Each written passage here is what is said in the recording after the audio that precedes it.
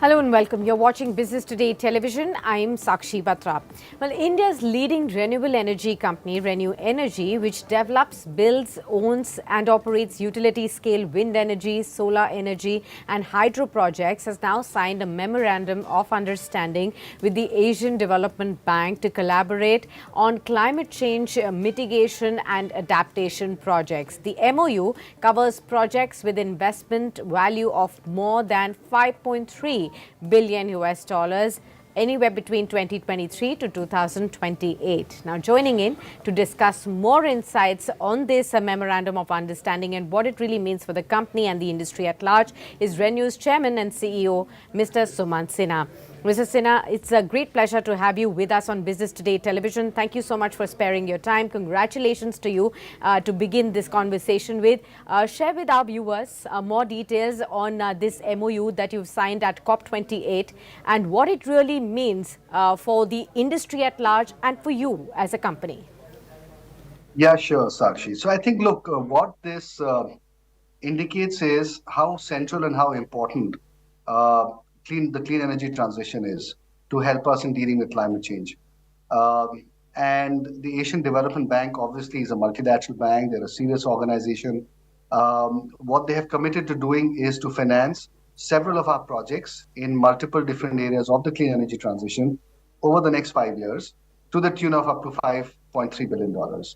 Um, so what it does is it gives us the confidence and the comfort of knowing that the projects that we are working on are likely to get financed by the Asian Development Bank. And keep in mind that we've also done MOUs earlier with the PFC and REC. And so for us as a company, it is very clear that the debt financing of for our projects is something that we will be able to manage. And this therefore gives us the confidence and the comfort of going out and building large capacities of clean energy, which obviously the country needs, in a big measure. And so that is really the significance of this agreement. I think it also indicates the fact that multilateral development banks, are very keen to lend to our sector, to invest in our sector, because there is a lot of pressure on everybody in the system to make the clean energy transition go even faster than it is going right now. Fair enough. Sir, also help us understand you have a portfolio of over 14 gigawatts of clean energy capacity, and you're among the 10 clean energy companies globally, excluding China. Now, the company has already invested about $9 billion in the clean energy space, and this MOU, you say, will enable you to raise further funding for the energy projects. Which all kind of projects, in which areas would you be looking at funding with this MOU being signed now? Well, several kinds of projects, Sakshi. Number one, of course, is our core renewable energy business, where we are developing more and more the round the clock, more complex hybrid projects. So, certainly a large chunk of the financing will go for those kinds of projects. And those are very large size projects and they're very capital intensive. And so they need large amounts of debt capital. For example, we're doing one project right now for 400 megawatts of RTC, which is requiring us to set up almost 1,300 megawatts of renewable energy. That project size itself is more than $1.3 billion. So every project is very large in size and scale. So that is number one. Number two, as we move now more and more into green hydrogen over the years, over the next 2, 3 years, some part of that funding will also go into helping us with green hydrogen projects. And the other projects that they'll be willing to fund for us will be areas in both storage and in manufacturing. So I think it's a fairly broad-based MOU in terms of the sectors that it covers, and therefore it is really very valuable for us because it allows us to get confidence and comfort that a lot of our future business areas will be getting funded on the debt side. Fair enough. So, in the past, you've also mentioned how you're planning to invest about 44,000 odd crore rupees by FY26 in various of these projects. Looking at this MOU that's now signed till the next 5 years, that's until 2028, how would we understand what are the kind of investments that are planned by you over the next 5 years, sir, now? Well, Sakshi, what we've stated is that our total portfolio right now, where we have PPA signed, is in fact 14 gigawatts.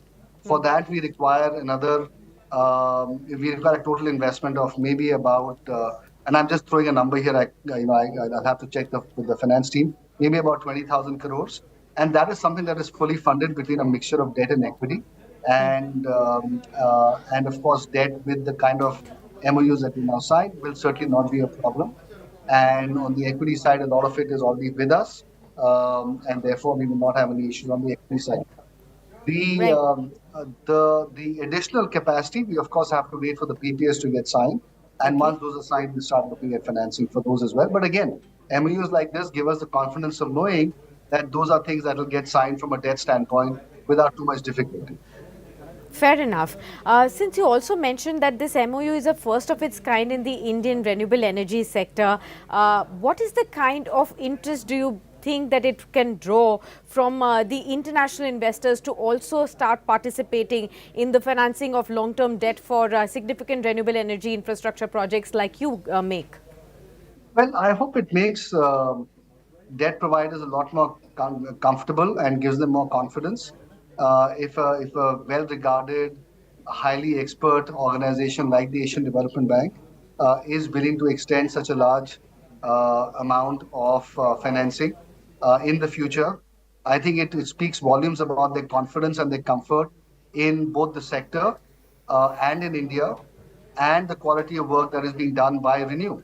And I think that this, therefore, should give a lot more confidence to a whole host of other debt providers that are outside of India. I think Indian debt providers already have that comfort, but it will hopefully also expand the market for a lot of other debt providers globally as well. And we need all the capital that we can get, because just in the renewable energy generation side, we need almost $250 billion of capital to come in over the next 7 years. In the Okay. transmission side, we need another $100 billion.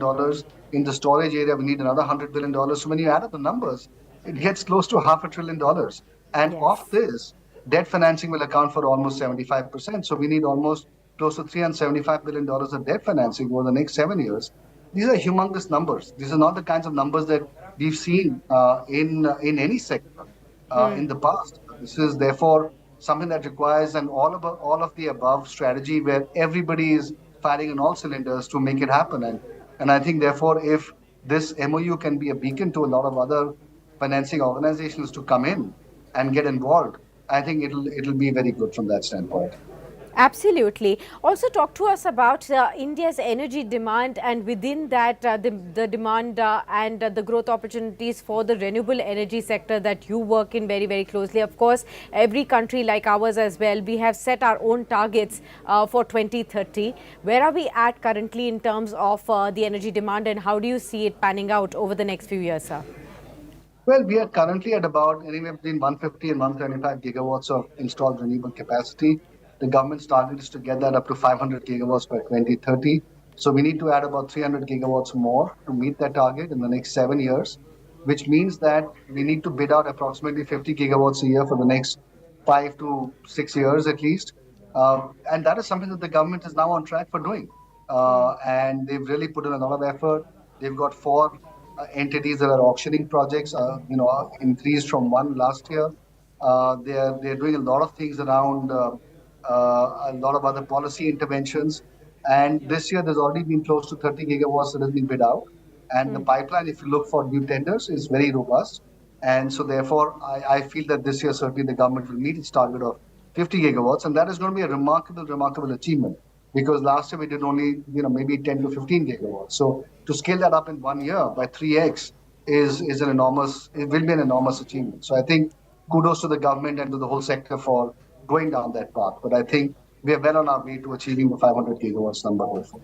Okay. Lastly, Mr. Sinha, could you just explain to all our viewers what role can India play really when it comes to this industry, global industry of renewable energy, and players like yours? What crucial part are you going to be playing over the next 5 to 10 odd years in ensuring that most of the countries are able to achieve a part of whatever aims that they have set for themselves in the renewable energy space? I think India is doing some really path-breaking things right now, and I think that can be an example to the rest of the world. That even in a country where power demand is growing so dramatically, where which is not a developed country with a huge pool of capital, we are still able to set these very ambitious targets and are able to achieve them, I think is an important example to the rest of the world to show that this can be done. The second thing I would say is that we also need to build out a solar supply chain, because it's important for the rest of the world to know that there is another country apart from China that is able to supply solar modules, and that gives diversification to the global economy. And then, of course, there are a number of other areas, whether it's batteries or minerals. We need to have a similar diversification, and India is playing a leading role in providing that. So I think the government strategies are absolutely on the money right now, and we are delighted to partner with them in this journey as a corporate. Fair enough. Well, on that note, thank you so much, Mr. Sinha, for being with us on this show. And many congratulations yet again on this MoU. And we shall continue to touch base with you to understand more about the company, as well as how the industry's growth outlook really looks from here on. Many thanks for being with us. Thanks, Sachin. All right, and with that, we will wrap up this special conversation right here. But do stay tuned on to Business Today Television as news continues from the world of business and stock markets on the other side.